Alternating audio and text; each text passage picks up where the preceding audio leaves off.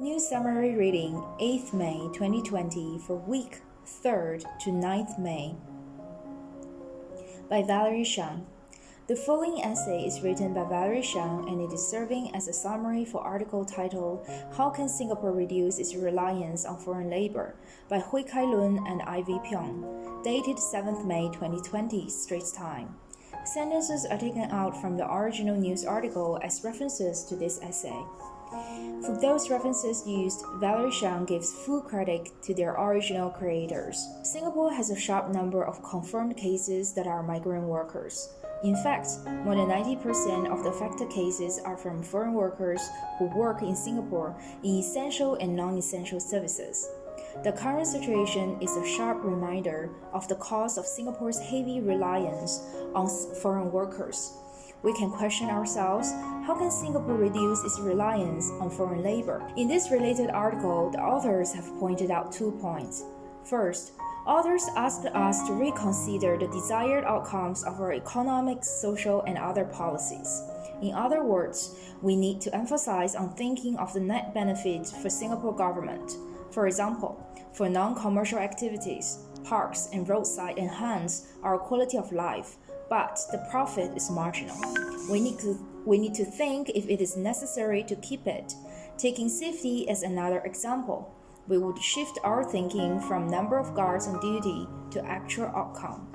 Second, we should focus on economic principle of comparative advantage. And according to both authors, it is obvious that Singapore does not have a comparative advantage in labor-intensive production. For example, construction and cleaning industries. Authors suggested that we should be evaluating the full costing of foreign workers. By focusing on net profit of Singapore, coupled with focusing on full costing, it means Singapore might need to exit some industries and shrink areas such as marginal landscape or security. However, there will be an impact as well. Taking construction industry as example, if the industry is going to be shrunk, will it impact the property cost? Authors argue that the property cost will not be more than what we are paying now because the demand will decrease as well. They took Singapore and compared it with Hong Kong. They claim that Hong Kong is a small city, just like Singapore, but only 1% of their construction workers are foreigners.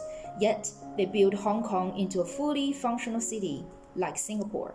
What about the cost of residential and commercial properties? Will they be impacted as well? Authors were negative about it too.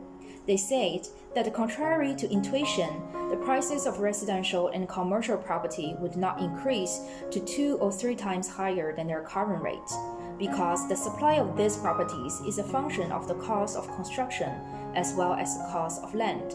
When the cost of construction goes up, the price of land will fall. In addition, full costing of foreign workers would provide a strong incentive for builders to hire and train local workers, and for Singaporeans to join the industry. To give an illustration, authors stated a bricklayer in Hong Kong could earn $238 per day, which is more than $4,600 if he or she works for 20 days per month. This amount is twofold more than what bricklayer in Singapore is getting. In conclusion, it is critical for us to have a fundamental review of the desired outcomes of economic and other activities as well as full costing of foreign labor.